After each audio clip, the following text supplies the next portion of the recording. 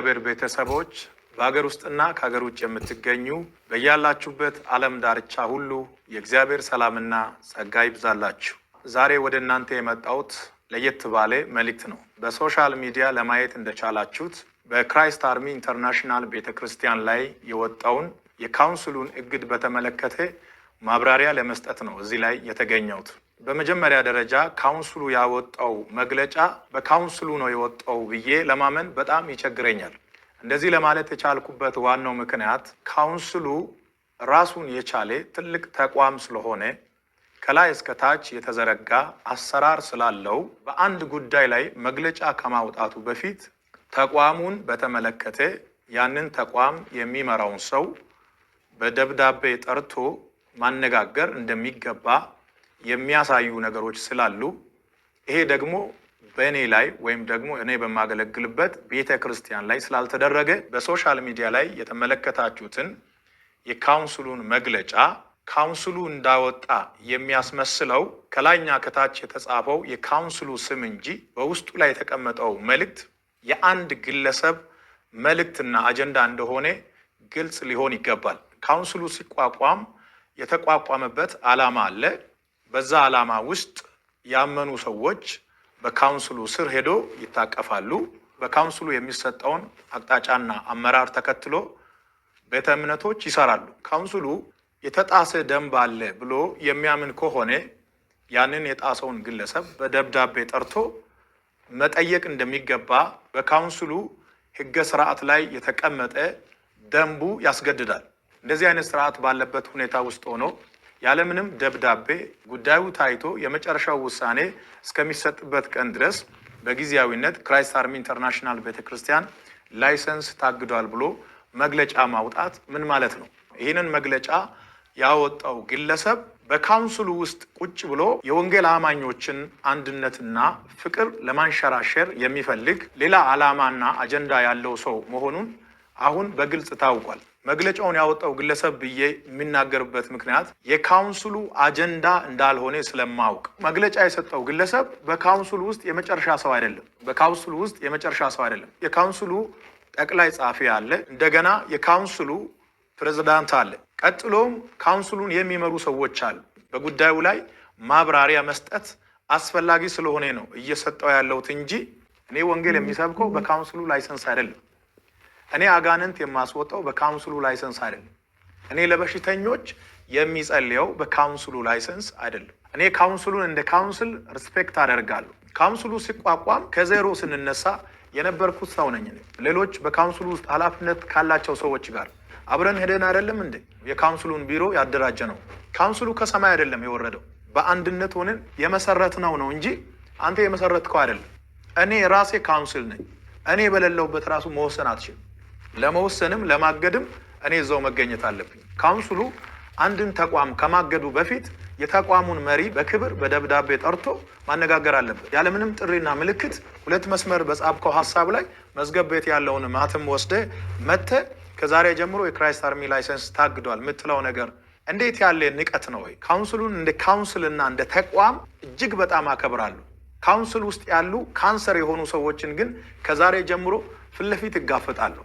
በካውንስሉ ውስጥ ደግሞ እጅግ በጣም የተከበሩ የሰከኑ ምንም ሲፈጠር በተረጋጋ መንፈስ የሚያዩ ለማስተካከል ብቻ የሚሰሩ ሰዎች አሉ። ካውንስሉ እኔን ፈልጎ አልመጣም። እኔ ነኝ በራሴ ጊዜ በእናንተ ጥላ ስር ሆኜ ከእናንተ ጋር መስራት ፈልጋለሁ መዝግቡኝ ብዬ የተመዘገብኩት እኔ ነኝ።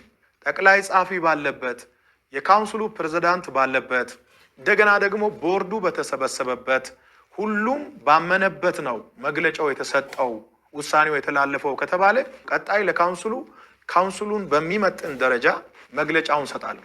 ለዚህ አግደናል ለሚባለው ጉዳይ መነሻ የሆነውን ነገር ማንሳት ፈልጋለሁ። ከመጋቢት 12 እስከ 14 ድረስ ለ3 ተከታታይ ቀናት በሐዋሳ መስቀል አደባባይ የነበረውን ኮንፈረንስ ለማገልገል በተደረገው ጉዞ በሲዳማ ብሔራዊ ክልላዊ መንግስትና በሲዳማ ክልል ወንጌል አማኞች ካውንስል አማካኝነት የተደረገልንን አቀባበል ከመቃወም ነው እንግዲህ የተነሱት። መግለጫውን ያወጣው ካውንስሉ ነው ብለን እንኳን ብንወስድ ሐዋሳ በነበረው ኮንፈረንስ የተደረገው ዌልካም ፕሮግራም ምንድን ነው የተበላሸው?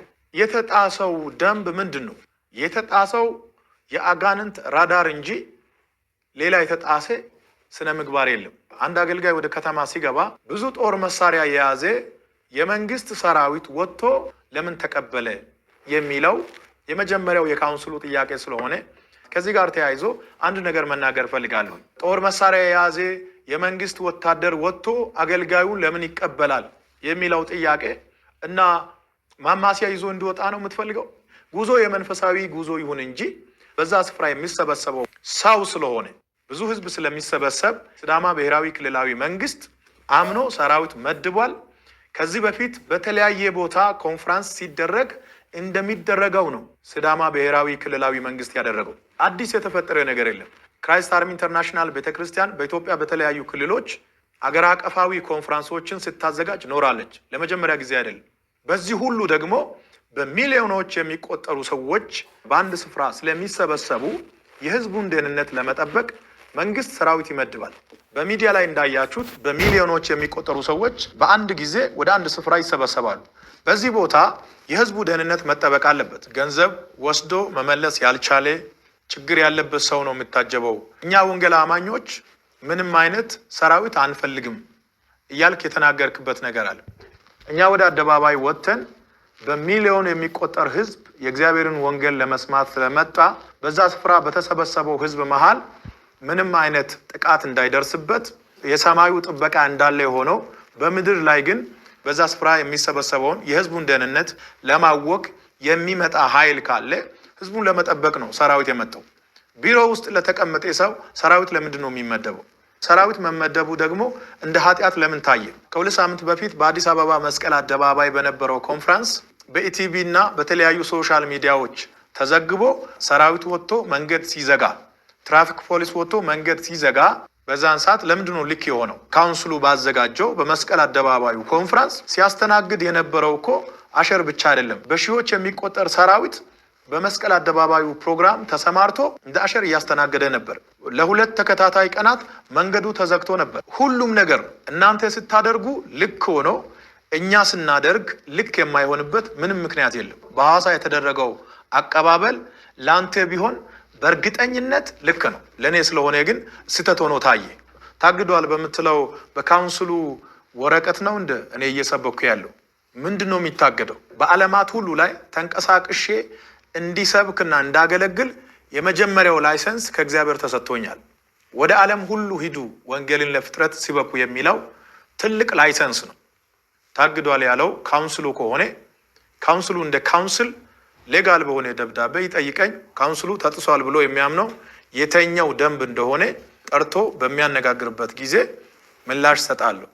ተጥሶ ከሆነ ያሳምነኝ፣ ካልተጣሰ ደግሞ የጣሰው ራሱ ስለሆነ መጣሱን ያምናል። በኢትዮጵያ ምድር በነ ዘመን ለተሰራው ለትልልቅ ስራዎች እውቅና መስጠት ባትችሉም አትሊስት ሰውን እንደ ሰው ማክበር፣ ጠርቶ ማነጋገር በጣም አስፈላጊ ነው። ምንም ያልተረዳ ህዝብ በእኛ ጉዳይ ሁሉ ካውንስሉ ስልጣን ያለው ይመስላል። በእኔም ሆነ በተቋሙ ጉዳይ ካውንስሉ ስልጣኑ የተገደበ ነው። የኔ አገልግሎት ተጠርነቱ ለካውንስሉ ሳይሆን ለእግዚአብሔር ነው።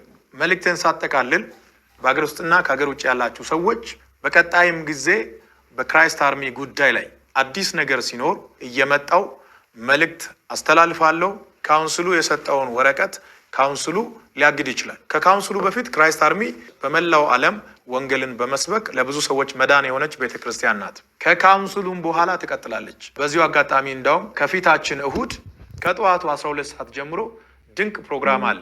እያንዳንዱ ሰው ቤተሰቦቹና ጓደኞቹን ጋብዞ በዚህ ፕሮግራም ይገኝ። ወንጌል ይቀጥላል፣ እኛም እንቀጥላለን። በሚቀጥለው ጊዜ እንገናኛለን። በመላው ዓለም ሆናችሁ መልእክትን ያዳመጣችሁ የጌታ ቤተሰቦች ሰላምና ጸጋ ከሁላችሁም ጋር ይሁን። አሜን።